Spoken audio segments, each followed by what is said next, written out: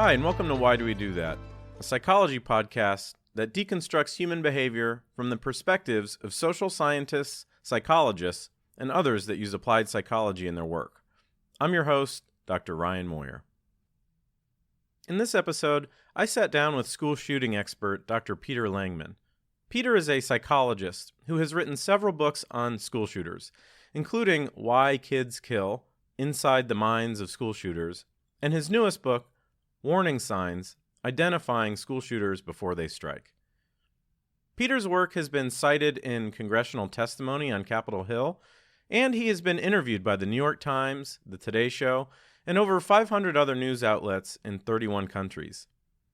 After the Sandy Hook attack, the CEO of the American Psychological Association presented Dr. Langman's recommendations on school safety to President Obama.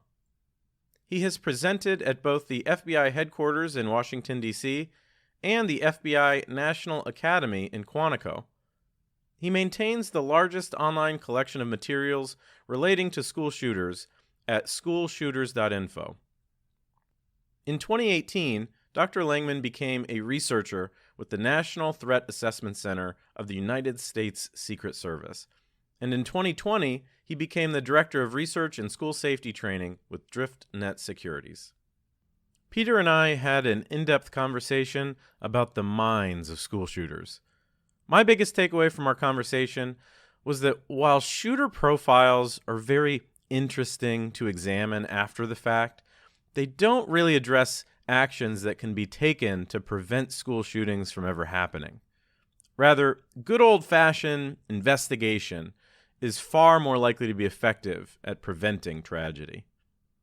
I was also shocked to discover that school shooters commonly show signs of what they are planning to do, and that in order to reduce these tragedies, students and teachers must take action when a student makes comments about violence. We need to override thoughts such as, they're obviously not serious, or they're just doing that for attention. As Dr. Langman points out, the consequences of investigating a false alarm are not that bad compared to ignoring a real threat. I hope this discussion empowers you to speak up if you ever encounter a warning sign of violence. Enjoy. Okay, I'm here with Peter Langman today. Peter, thank you so much for joining me. Thanks for having me. Today's topic is not the happiest of topics, but I'm sure it is something that anyone that's curious about human behavior will be interested in, and that is school shooters. And you are a school shooter expert. You have a whole website that's very interesting, dedicated to sort of documenting all kinds of firsthand resources and information around this topic. Why don't we just start by talking about the idea of the profile of the school shooter, right? Anytime you start talking about school shooting, you think, oh, there's a profile there. Somebody might imagine the, angry white male who's a loner, right? Profile, it's one of the first things that people think of. Why don't you start by walking us through some of these profiles and telling us sort of how much of the stereotype of the school shooter is true?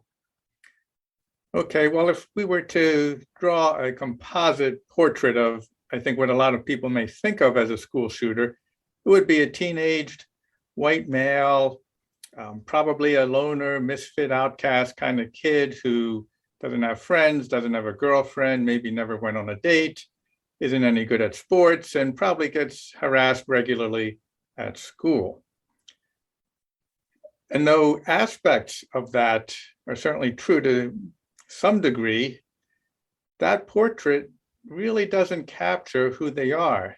And if we tend to think of school shootings as acts of violence in which tormented kids seek out and kill their tormentors, that's very rarely what happens. That when there are targets in school shootings, very rarely are the kids going after anyone who bullied them, which means there have to be other factors we explore. But going back to the stereotype, probably the most true piece of that is that they're male, but they're not always male. There have been female school shooters, both girls and women. They're not white as often as everyone thinks. There's more racial ethnic diversity in the population of school shooters than we may be aware of. They're not always loners. They're often not loners, in fact. They might not be poor athletes. They might actually be good athletes. They're often not bullied. Sometimes they are the bullies who go around threatening and intimidating other kids. Certainly some school shooters have been picked on, in some cases severely. But again, that's not everyone. That's not even most of them. So when we talk about the idea of a profile, we have to realize there really is no valid profile, that school shooters come in many shapes and sizes, so to speak, that some are the loner type, but others are surprisingly popular. And many are older than we tend to think. We often think of the teenager, as I said. But if we look at school shootings throughout the lifespan, it's about half divided between juveniles and adult perpetrators. Mm-hmm. So it's much more of a lifelong phenomenon than we tend to think. And when you're talking about older school shooters, a fair number of them have been married and have children. So the idea of a married school shooter with a family doesn't fit the stereotype that they're all, these teenage kids. Yeah, as I went through your book, which I'll just mention quickly, your latest book, Warning Signs: Identifying School Shooters Before They Strike. As I was going through it, the word that popped in my head was actionable. A lot of the information about the profiles isn't that actionable. It's not like you can say, oh, well, there's a loner white male. Let's focus on that profile. Like most of it are common traits. Is there, in your research, have you come across anything outside of actual evidence that is actually actionable, that you can kind of say, oh, this is a type of person we should really pay attention to? Well, apart from what you say is evidence of an impending attack, it's hard to say that there's anything that would be actionable in that sense. Even kids may be obsessed with school shootings, and there's websites devoted to Columbine and so on. But even there, most of the people on those websites do not commit school shootings. So even when you see that kind of fascination that certainly looks like a red flag and could be a red flag, it's not necessarily any indication of someone who's going to commit an attack. Yeah, you mentioned one of the most poignant statements from the book was, you can't use statistically common phenomenon to explain rare events. That really stuck with me, and that's typically what you tend to encounter with these types of super rare events, that even a savvy statistical model becomes really, really hard to predict these things because the events are so rare. Now you do mention this idea that I found interesting, called damaged masculinity, that there's this kind of personality, or this circumstance or situation around that you tend to find in a lot of these school shooter examples, where they're I don't know, maybe you'd call it like the ineffectual male, where they're they're not a stereotypical male. They're not stoic in the face of adversity. They're not muscular, all kinds of these traits that would fall under the umbrella of damaged masculinity. Is that even something that schools could address or focus on to potentially prevent school shootings? Or is it something that, at the point that you're already experiencing these feelings, it's kind of too late? Even if the school could identify kids who have a sense of not measuring up as males, by itself, that doesn't tell us anything in terms of danger, because I'm going to assume that every school has boys who feel like they're not measuring up to the ideal male standard. That is not a warning sign of impending violence. So by itself, that doesn't really tell us anything meaningful in the way of prevention. Do you think that if they, I was thinking a lot about this, like, do you think that if schools across the board started to create workshops for males in terms of, teaching them about modern masculinity and kind of some of them, throwing out some of the old notions, the old stereotypical notions of masculinity, and teaching them about sort of modern versions of masculinity. Do you think it would even make a difference, or like you said, is it just school shootings are so rare that it probably would just get lost? We don't know. I like to think that anything could be a step in the right direction, such as addressing masculinity issues or teaching basic social skills, how to ask someone out on a date, how to have a relationship, anything that can help people be more effective in their lives, more successful, better adjusted, could make a difference. There's no guarantee, because when we look at actual perpetrators, some of them are very disturbed people on whom such efforts may have no impact. But we don't know that, and such efforts could make a difference. Even if it didn't prevent school shootings, it could just help kids lead happier, better lives. Sure. Yeah. So if there aren't actionable sort of profiles for shooters, is there a profile for false alarms? Are there any characteristics about early on in an investigation that are associated with false alarms? My brain went to, someone attempts suicide by taking pills. I mean, that's extremely serious, but you hear like sort of the folk psychology is that, if you're taking pills, it's a cry for help. But it's not, they don't really want to kill themselves. Are there any attributes or indicators that we could use to determine what a false alarm looks like, or is it just we have to just investigate everything? Well, we need to investigate everything to determine if it's a false alarm. False alarm could just be two kids overheard having an argument, and one says something like, yeah, you better watch your back, or yeah, do that to me one more time, I'm going to kill you. And there may be no intent behind that, but you don't know that unless you investigate. And if an investigation uncovers nothing more than kid was mad and said something he shouldn't have said or didn't really mean, then you can decide, all right, no further intervention maybe is necessary, or maybe you want to keep those two kids apart, or there may be some intervention you want to put in place.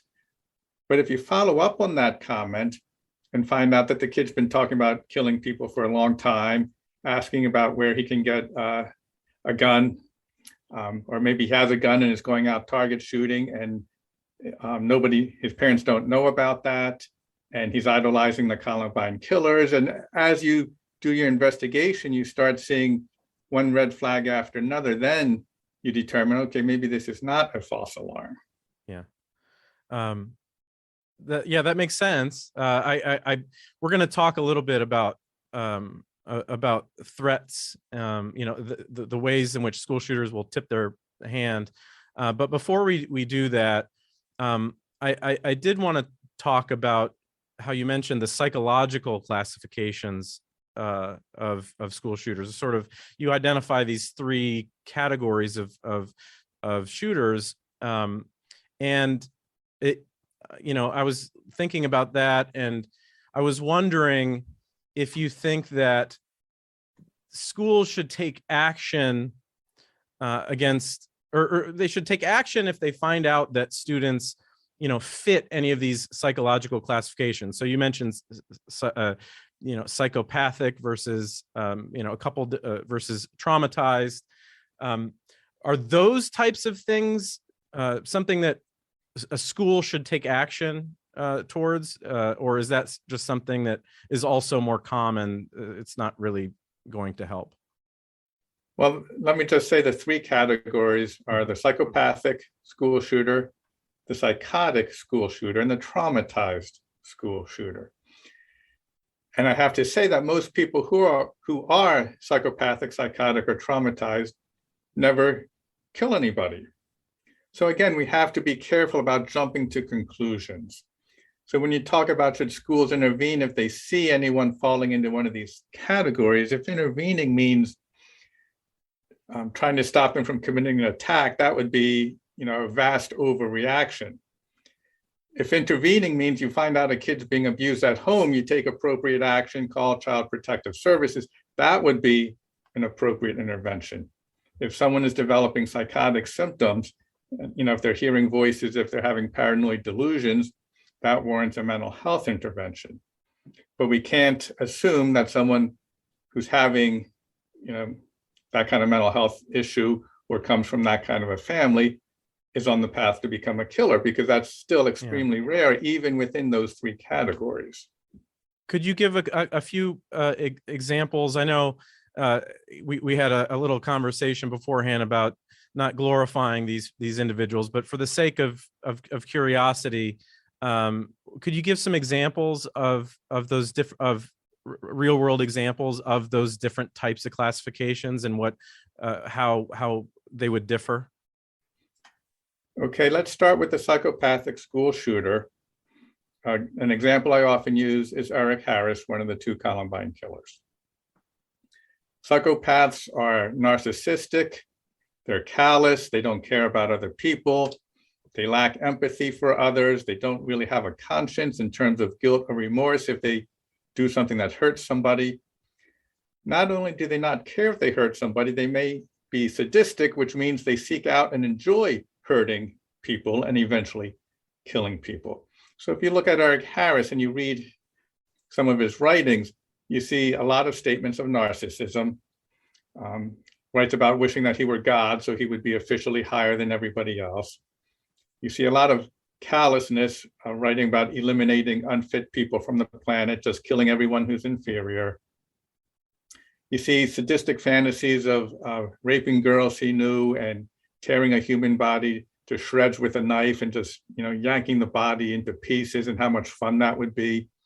So you see this really kind of cold-blooded, sadistic, callous personality style.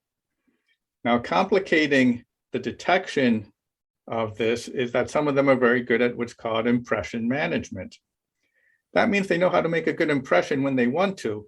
In other words, they're con artists. They can be very charming and seem charismatic and be, very attractive to people as an individual, hiding that dark side very effectively. Now, that's not all psychopaths. Some are just more blatantly belligerent and abrasive and problematic, and it's all out in the open. So they're not all con artists. You can see different manifestations of that. But that's one example of someone who's, narcissistic, callous, sadistic, deceptive, and so on. Right. And how about these other two categories? Because you mentioned that the traumatized category. So essentially, is it the idea that there is an environmental event that has created caused a shift in someone's personality, so that would kind of put them on this dark path? When we're talking about the traumatized shooters, it's not an event, it's a lifetime of events. So what we're looking at there is chronically and severely violent, dysfunctional families. And that means both of the parents are alcoholic or drug addicted. One or both of the parents have a criminal history, maybe to the point of incarceration. There's physical abuse in the home. There may be sexual abuse either in the home, in the community, or in a foster home that these kids end up in because home is so unstable they get pulled out. These kids often bounce around from home to home and foster home to foster home, mom's house to dad's house to grandparents and so on. So on top of the actual trauma of abuse, there's the ongoing stress of always starting over, maybe being always the new kid in the school, new caregivers, new town, no continuity with their friends, no continuity with their education.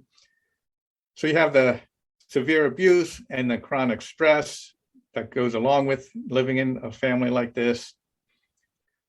So again, it's not just one event, it's a lifetime of traumatic events. So for an example, We could look at Jeffrey Weiss, who committed a shooting in Red Lake, Minnesota in 2005. He was 16 years old. Father apparently had an alcohol problem and died in an armed standoff with police when he refused to surrender and shot himself and killed himself with a gun during the armed standoff. His mother was a severe alcoholic who physically abused him. She sustained significant brain damage in a car accident. So Jeffrey lost his father to suicide and his mother to brain damage. Yeah. Mom had abused him severely. Jeffrey wrote about that online. He bounced around from relative home to foster care, but in and out, again, this kind of meandering life that was forced on him. He was depressed. He became suicidal himself. So it's not just one thing, it's all these life circumstances that pile up to the point where he decided to become violent himself. You also mention in the book, and I would consider this probably the most disturbing part of the book, aside from just hearing the firsthand stories, is the fact that in so many of these cases, when you lay out the facts of the investigation after the fact, there were warning signs everywhere. It was really hard for me to read that, these pieces, and the way you set it up, where you don't know where it's going, made it all the more interesting. But you talk about leakage and threats. Could you talk a little bit about some of the ways in which these events are previewed in some way? Sure. The idea of leakage is that kids leak their intentions. They disclose what they're thinking of doing, and that leakage occurs in a variety of ways. Sometimes they simply announce it. They tell their friends, they brag about what they're going to do, or they post it on social media. Just they put it out very openly. And the fact that it's so open often leads people to not take it seriously, because they think if you're going to do something like mass murder, you're not going to advertise it. And yet that's exactly what kids often do. They advertise it. In other cases, the leakage may serve a purpose. They may invite a friend to join them in the attack. So they try to recruit someone. In other cases, they warn their friends to stay away so they don't get hurt. So they may tell their peers, don't be in school on Friday. I'm going to bring a gun. Or they might not say explicitly what they're going to do. They may just say, don't be in school. Something bad's going to happen. It's going to be an evil day. Don't be there. So leakage could be to, as I said, announce, to warn, to recruit, may serve other purposes. What's so heartbreaking, as you're saying, though, is that so often no one took it seriously. No one took action on what they heard, and then people died. And that's a very disturbing aspect of doing this research, is realizing how many lives could have been saved if different things had happened, if people had spoken up, if investigations were conducted, and so on. Yeah, and you actually mentioned some of the reasons why individuals have a reluctance to report some of these examples. What do you think is the primary reason why these threats go unacted upon?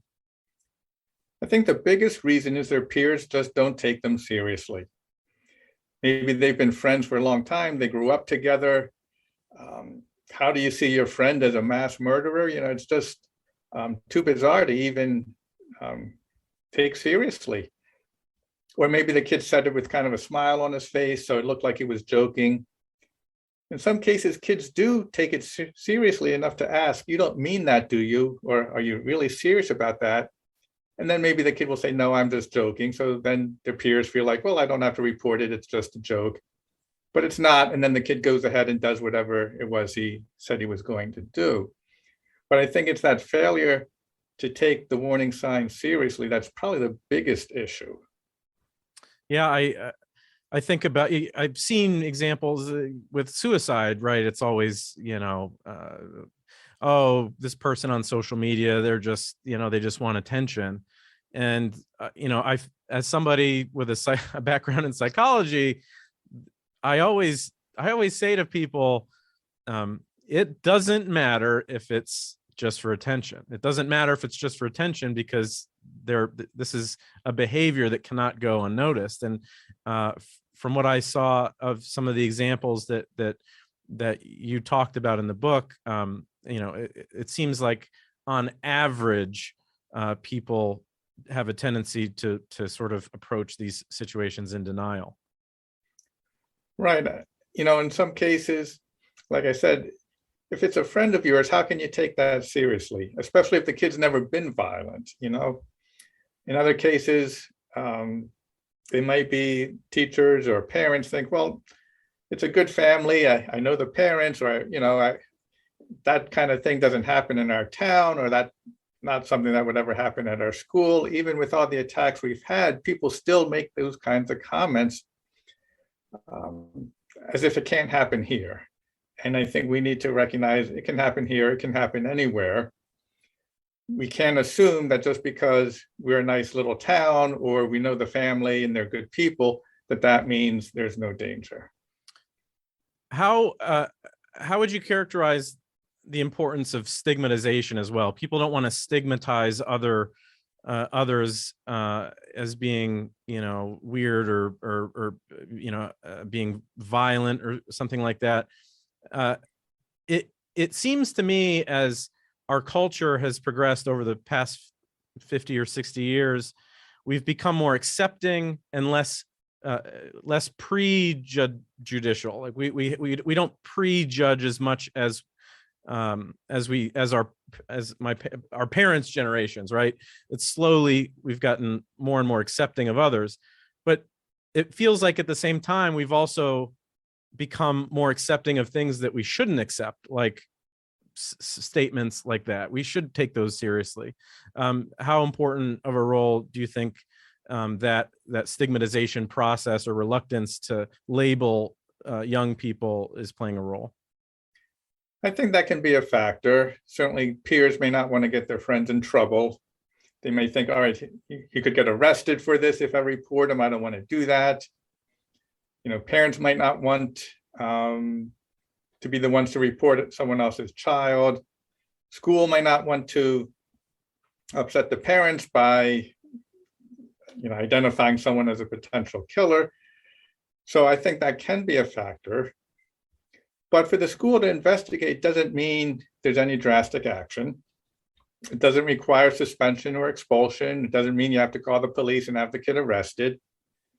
Going back to the example of two kids having an argument, it may just be a matter of bringing the two kids in, sitting them down individually, asking them what happened, who said what, were there any witnesses, you gather your information. There doesn't have to be any significant outcome like suspension, expulsion, or arrest. You're just trying to gather the information to decide if there's a safety issue or not. So there doesn't have to be any blacklisting here. Mm-hmm. Another way of looking at that is if you don't report it and there's an attack and people die, and you had information that could have prevented that, you're going to have to live with that. And no one wants to do that. No one should be in that position. Also, if you care about your friend and you don't report him, he's going to end up pretty much in every case either dead or in prison for life, or most of his life anyway. And so if you care about your friend, you don't want that to happen. And maybe if someone just talks to him and can get him off that path, everyone will be okay. So there's a lot of ways we can look at this to try to minimize people's reluctance to take action. In the book, you talk about how threat assessment and good old-fashioned investigation is the main way to prevent these things from happening. It reminds me of the same things that you see with the post 9/11 world, our country was obsessed with profiling, and I believe that after all the dust has settled after in that sort of decade after 9/11, investigating and gathering evidence was by far more useful than this kind of profile and knowing ahead of time. And you kind of echo the same sentiment in the book. How do we prevent these incidents from happening? What needs to take place, or maybe what has changed as we've learned more about how these things occur? What policies have been enacted and what still needs to be enacted? Well, initially in the wake of Columbine, a lot of schools implemented things like lockdown drills and training in how to survive an active shooter and so on. And those things are important and could save lives, but those don't prevent the attack. Those are responses to an attack. So for whatever reason, as a nation, we focus more on being reactive than being proactive. And the proactive piece of preventing these attacks is threat assessment. And that means that you have a group of people in the school who are trained to investigate and evaluate safety concerns, so that when there is a report from student, staff, parent, people have some idea of how to go about determining if it's a real threat or a false alarm. Now, some states now mandate threat assessment teams in every school. Most states do not, but I think overall there is a growing recognition that we need to get better at threat assessment. So we can evaluate these things when they are brought to our attention. And part of that is having anonymous tip lines in place. Some states have a statewide tip line, others don't, but the school district may have its own tip line, because we need to make it easy for students and others to report what they know without feeling like they're putting themselves on the line. So having those anonymous tip lines in place is a critical piece in terms of getting the information to the threat assessment team in the first place for them then to follow up and investigate. Now, do you have confidence in a school's ability to conduct this sort of threat assessment? You mentioned this example of Carl Pearson in the book, and how sadly, even with the school having all of this knowledge, they were unable to address this threat or identify this threat. I thought about how ideas get floated around every time there's a shooting around. Well, why don't the teachers have guns and stuff like that? And it's like, well, that is a solution, but that is not necessarily a good solution. So when you see examples of the correct policies in place at a school, and it's still not working, does that give you pause, or should it be done at the county level or even higher? No, I think it's right for the schools to do it. Having the policies in place is not enough. You have to have the proper training for the personnel. And they had some training, but not enough. So they did some investigation, but not the comprehensive investigation that would have turned up more warning signs.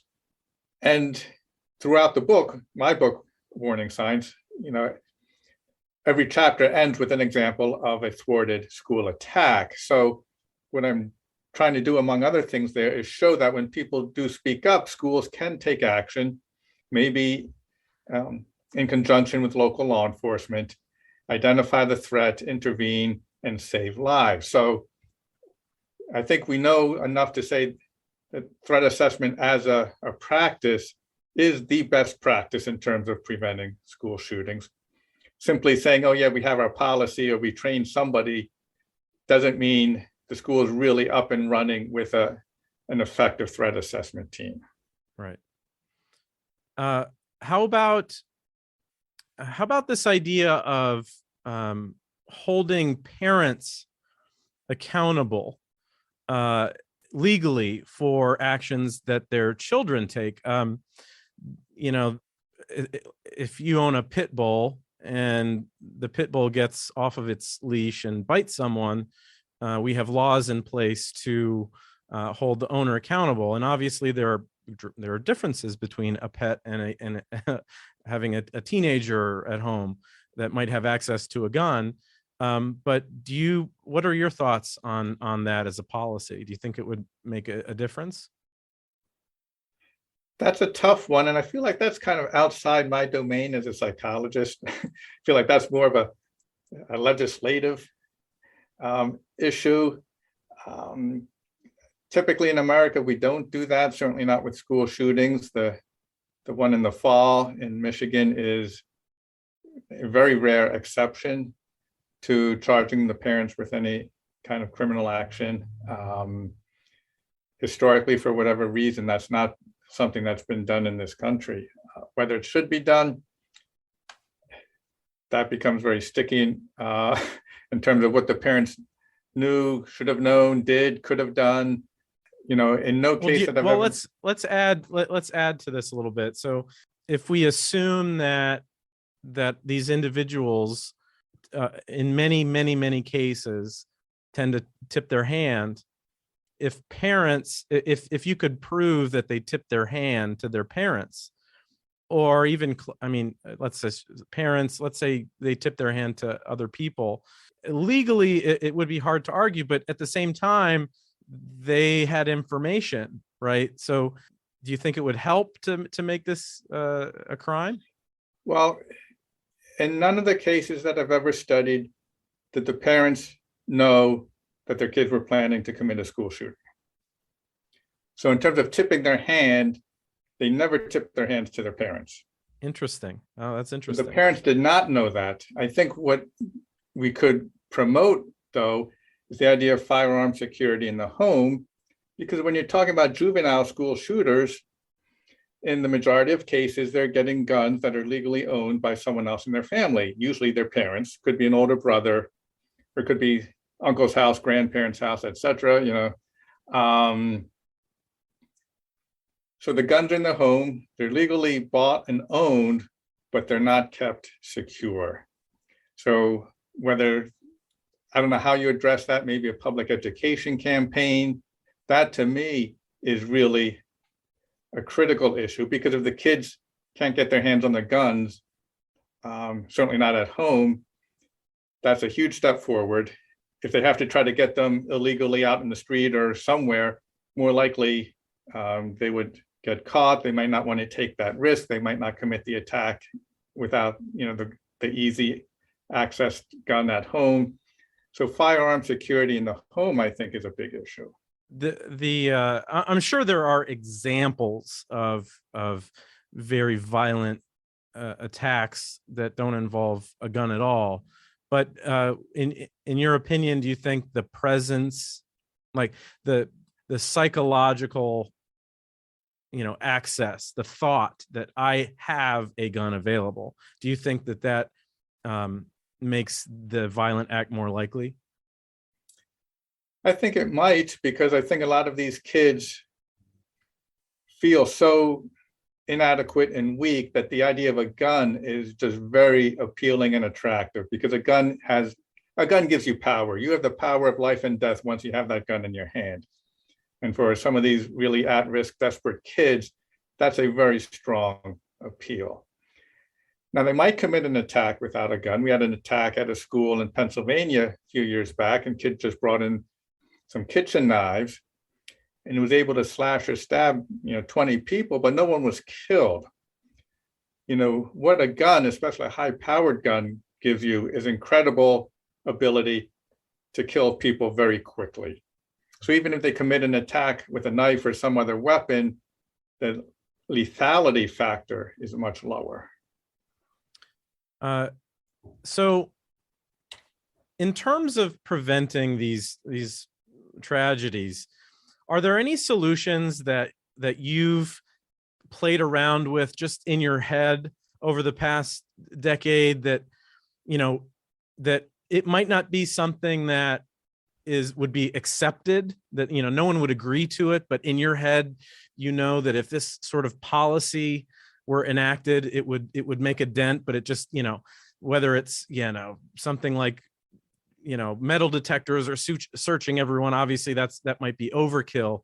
But is there something like, a law or a policy that wouldn't necessarily be accepted by the general public that you think would make a difference?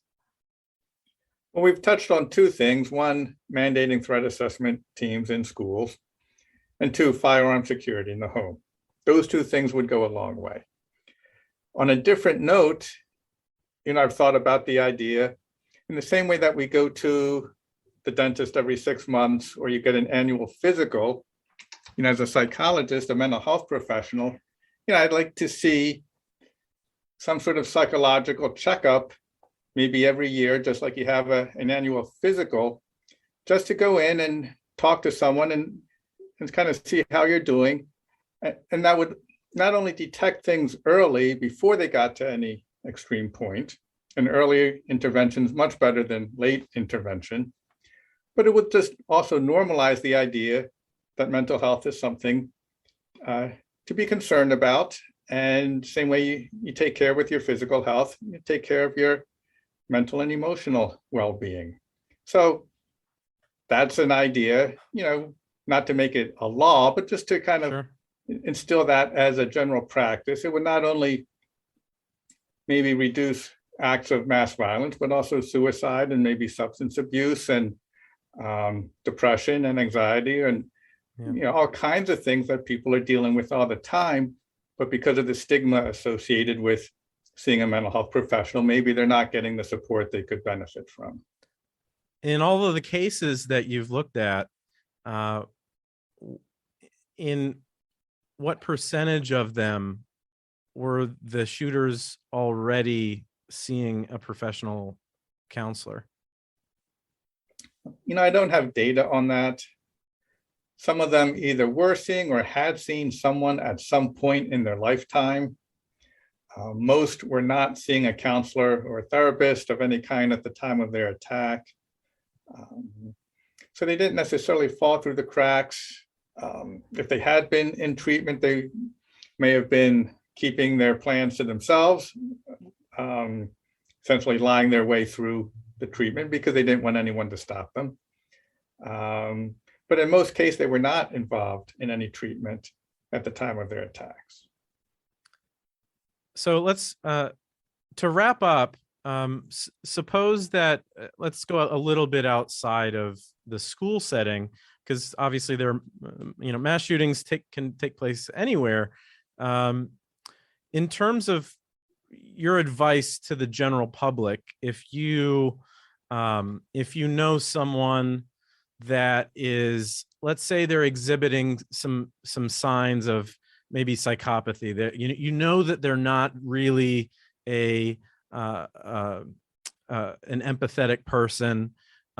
Maybe they've talked a little bit about, I should just, I should just go off and, shoot people, be on the news or something like that. I mean, that's overt, right? That type of language is overt, but something less overt. It's just someone that makes you pause when you think about how they talk or how they act. What would your advice be as step number one? If you have concerns about someone, you can talk to the person yourself and see, are you seeing a professional? Have you ever considered seeing a professional? Maybe just have someone to talk to. It seems like you're awfully uptight, or you got a lot of anger. I remember the time you said such and such, made me a little concerned for you. And just see if, a little support in that regard might get them to see a professional. So at that level, there's no indication of imminent crime. So I think the best you can do is just gently try to steer them in the right direction. If it is that more obvious kind of comment, like you said, like, referring to getting a gun and committing a mass attack, and often it is that obvious, that's a matter for calling the local police. You can also call the nearest field office of the FBI or Secret Service. Both of those federal agencies are involved in threat assessment, have written reports on threat assessment, school shootings, how to prevent them, and so on. So besides the local law enforcement, you do have those federal agencies as well that you can turn to. Well, thank you very much for being on today. It's not very often I get to talk to somebody that gives information that could literally save lives. So I really appreciate you being on the show. Well, thank you. It's been my pleasure.